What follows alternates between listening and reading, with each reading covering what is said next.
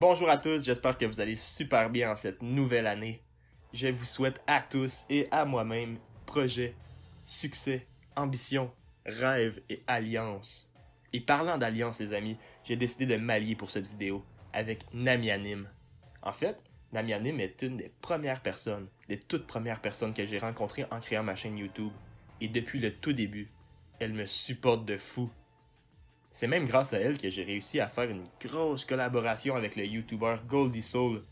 Alors, pour la remercier, car oui, comme tous les humains, j'ai quelques défauts, mais la reconnaissance n'en fait pas partie, j'ai décidé de l'inviter à bord de mon navire le temps qu'on vous raconte cette vidéo théorie sur l'équipage final de Luffy ainsi que sa prime post-Wano Kuni et sa prime finale. Avant tout, j'aimerais laisser à Namia la chance de se présenter. Alors Namia, parle-nous de toi. Ohio tout le monde, je me présente, je suis Namia Nim, mais vous pouvez aussi m'appeler Namia. Je fais principalement des vidéos sur TikTok, sur les mangas et animés, en faisant énormément participer ma communauté. Je suis assez actif et j'essaye de faire plein de petits jeux tout en essayant de trouver de nouveaux concepts. Sinon, j'ai aussi un serveur Discord que vous pouvez retrouver sur mon profil dans ma biographie TikTok, et également une chaîne YouTube, mais pour l'instant, il n'y a rien dessus. Merci Namia, et sans plus attendre, dirigeons-nous vers le sujet principal de la vidéo qui est l'équipage et la prime finale de Luffy.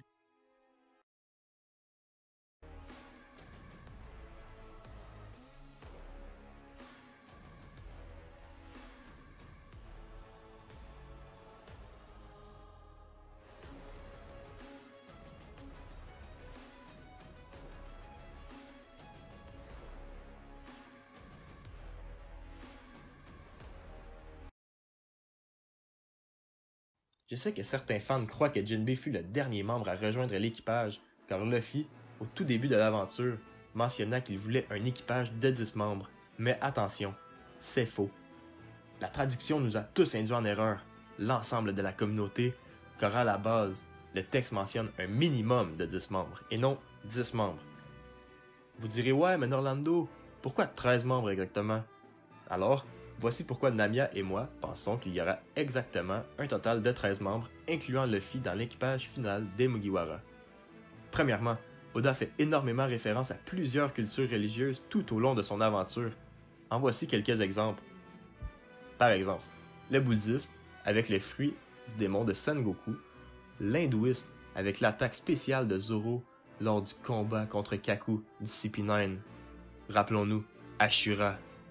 Cependant, le christianisme est énormément présent dans l'œuvre. Kuma avec sa Bible, l'Arche de Noah, ainsi que l'exécution de Yasui qui, comme Jésus, se fait sur une croix.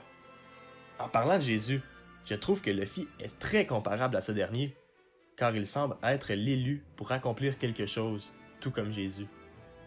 Il agit également en tant qu'héros, sauveur et libérateur pour de nombreuses communautés. Finalement, Jésus avait 12 apôtres qui le suivaient lors de ses aventures, exactement comme Luffy aura 12 Nakama à la fin de l'aventure. Par contre, c'est loin d'être terminé. Voici pourquoi nous pensons que Luffy aura exactement 12 membres dans son équipage, l'excluant de ce nombre. Nous savons aussi qu'Oda adore les parallélismes dans son œuvre. Faisons un petit retour en arrière. Sur It's Blue, Luffy a recruté ses 4 premiers membres, soit Zoro, Nami, Usopp et Sanji. Sur la deuxième ère, soit Grand Line, il recruta 4 nouveaux membres, soit Chopper, Robin, Franky et Brook. Nous proposons donc que, dans le Nouveau Monde, Luffy recrutera aussi 4 nouveaux membres. Actuellement, Jinbei a déjà rejoint les rangs des Mugiwara, ce qui laisse 3 places pour des nouveaux arrivants. Voyons voir de qui il pourrait s'agir. Norlando et moi avons créé un schéma pour parvenir à l'équipage final. Nous avons rassemblé des similarités entre les personnages de chaque mère différente. Par exemple, Chopper et Zoro sont tous les deux considérés comme des monstres avant d'être introduits. Ensuite, Nami et Robin sont des femmes, autant qu'Usopp et Franky, quant à eux, étaient des capitaines d'un petit groupe de personnes avant de rejoindre Luffy. Finalement, Sanji et Brook sont tous les deux des pervers. Avec tous ces indices, voici maintenant qui seraient les 3 derniers Mugiwara à rejoindre le navire du futur seigneur des pirates. Sans nécessairement suivre leurs ordres d'intégration dans l'équipage, voici ce à quoi ressemblerait le schéma complet avec les 3 derniers Mugiwara. Premièrement, avec Jinbei qui a récemment rejoint leur rang juste avant la guerre sur Onigashima. Comme Jinbei fut autrefois capitaine corsaire, ainsi que capitaine de l'équipage du Soleil, il est inévitable de le mettre en parallèle avec Usopp et Franky. Certains auraient pu le voir dans la catégorie monstre, mais je trouve que la catégorie capitaine est beaucoup plus appropriée pour Jinbei. De plus, il n'en reste pas moins un monstre car c'est un homme-poisson. Depuis la mort de Fisher Tiger, à qui les humains avaient refusé de donner leur sang, une règle sur l'île des hommes-poissons avait été créée. Ne jamais donner son sang aux humains en guise de rancune. Alors que Luffy a besoin de sang suite à son combat contre Odie Jones, Jinbei, sans se poser de questions, sauve à son tour le sauveur du royaume Ryugu, sans pour une seule seconde obéir à cette loi. Il transfuse son sang à celui en qui il décide de placer toute sa confiance. Une des meilleures scènes de One Piece à mon humble avis.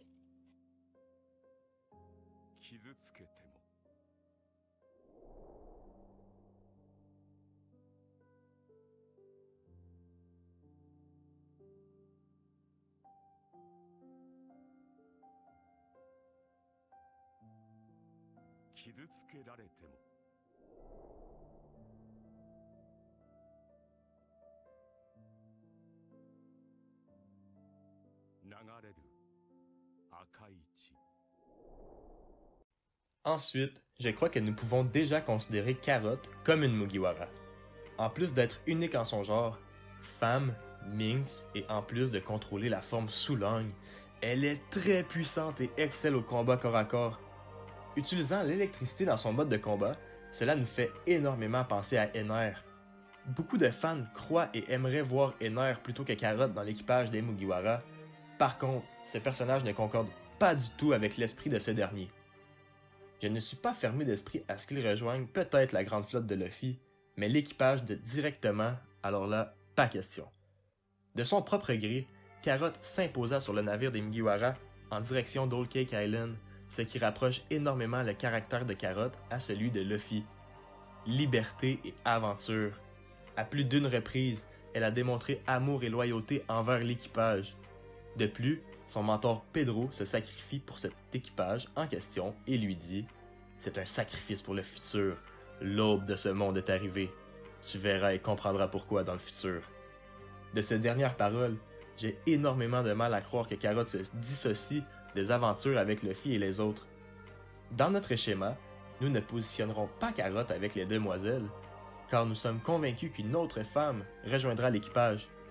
Nous la plaçons donc dans la catégorie des pervers, car elle adore coller et lécher ses amis et ses proches. Galuchu! De plus, sur un équipage de 13 membres, je trouverais assez dommage qu'il y ait seulement 3 femmes. Voyons voir qui pourrait en être la 4e. Pour les fervents lecteurs des chapitres hebdomadaires de One Piece, je crois que je ne vous surprendrai pas avec ce nouveau Nakama. En effet, il s'agit bien du fils de Kaido, Yamato. Énormément inspiré par Oden au point d'en prendre sa personnalité, elle a lu son journal d'aventure, c'est tout simplement incroyable. Il doit y avoir tellement de secrets et de révélations qui s'y cachent.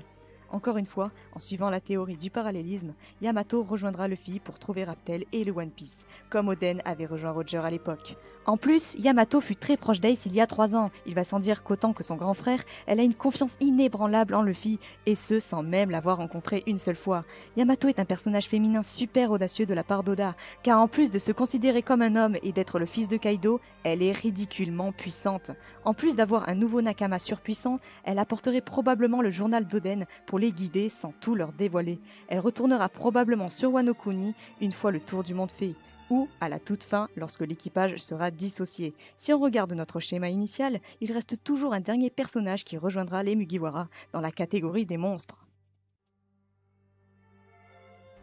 Pour le dernier membre de l'équipage du futur roi des pirates, nous devons faire un énorme bond dans le passé, il y a plus précisément 52 ans de cela. Mais pourquoi si loin, Orlando? Dis-moi pas que le dernier membre est une vieille croûte, là, hein?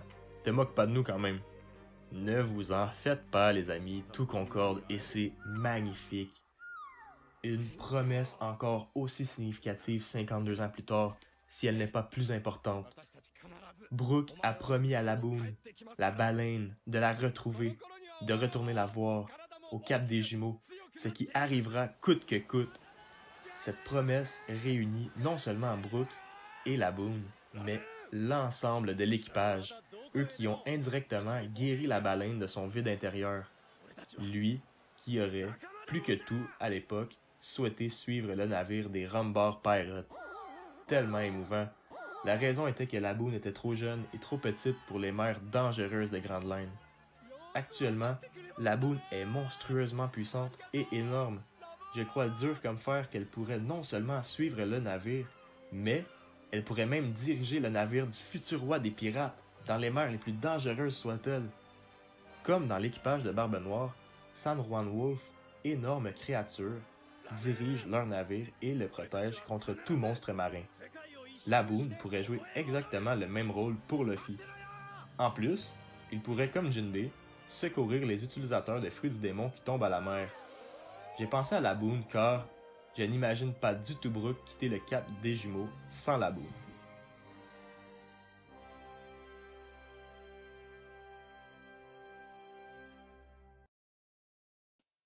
Voici donc l'équipage final des Mugiwara, l'équipage final du roi des pirates, probablement l'équipage le plus polyvalent et diversifié des mers.